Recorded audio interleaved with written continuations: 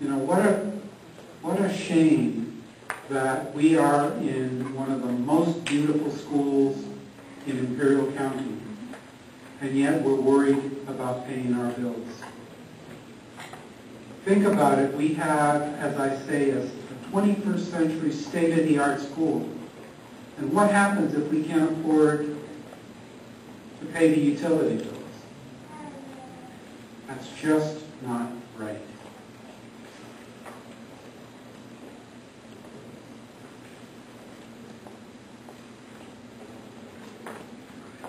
Like I said, I'm cautiously optimistic. I believe that the President has a genuine interest in providing a safety net for our kids.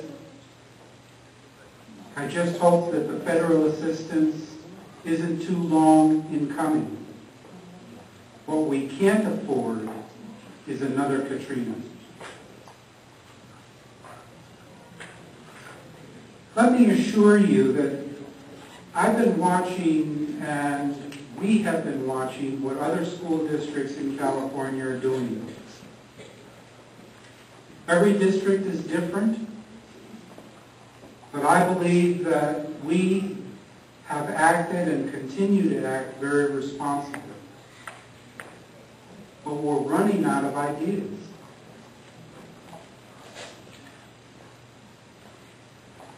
I'm looking for suggestions, and that was one of the reasons that I invited you to spend a little bit of time with me this evening, because we don't claim to have all of the answers.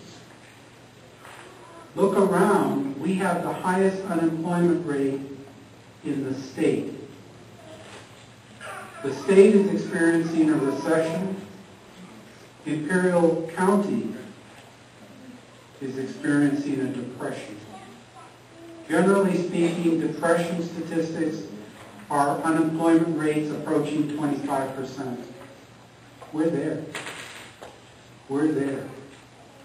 So we need help, and we are appealing to our legislators in Washington most specifically to respond to the needs of Imperial County and more specifically to our schools. I've been asked by some parents, what can we do? And I would hope that you would join those parents in terms of their willingness to help. Two things come to mind, and I'm sure that there are others, but one of them is that we need to continue to apply pressure on our elected officials to make sure that they continue to respond to the needs of our kids. The second is you can help by making sure that your children come to school every day. Our schools are funded based upon children coming to school. If they come to school, we receive funding for that day. So you can see that if they're here, we get full funding. Now, I'm not just interested in having children come to school so that we can get the money. Obviously, that's important.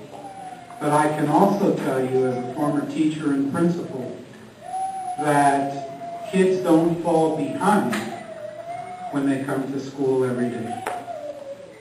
So you can help us, and you can help your children. Now, I promised to have you home in an hour, and I'm going to do that. But I would like to answer some questions if you've had any. And more importantly, I indicated to you that I'm also welcoming your suggestions. We've had our Budget Advisory Committee, and I see some of the members here tonight. And I want to thank them for their hard work. But some of you who are on the outside may have a different perspective that can help us to see the problem differently. because this is a problem not of our making. This was the result of really two things, what I call the perfect storm. Number one, the global economy and the national economy has entered into a recession. And the other is that Imperial County is most adversely impacted by the federal and the state decline in the economy. So again, I'm prepared to answer any questions, if I can. And then again, I would welcome suggestions, questions. No, if you promise to use your loud mommy voice, that'll do. That's fine. Good evening. My name is Claudia. I'm a parent here at the Parish. And going back to your ideas, I don't know what I've heard of Peter saying, but I know Central was looking at possibly paying on Friday to eliminate the cost. I don't know if that's something to consider so that we don't have to increase class size and, eliminating 8 to 9 teachers from what I hear at this school. So that would really be Good point. Let me say that that's one of the things that we are looking at. Oh, I'm sorry. The question was, have we considered looking at, for example, something that El Centro Elementary is doing, which is they are going to kind of a 4-day week to cut costs, number one, and then allow us to save positions. We are looking at it for in a number of different ways. Because that's something that needs to be negotiated with the different, if you will, bargaining units, we're in the process of exploring that with them.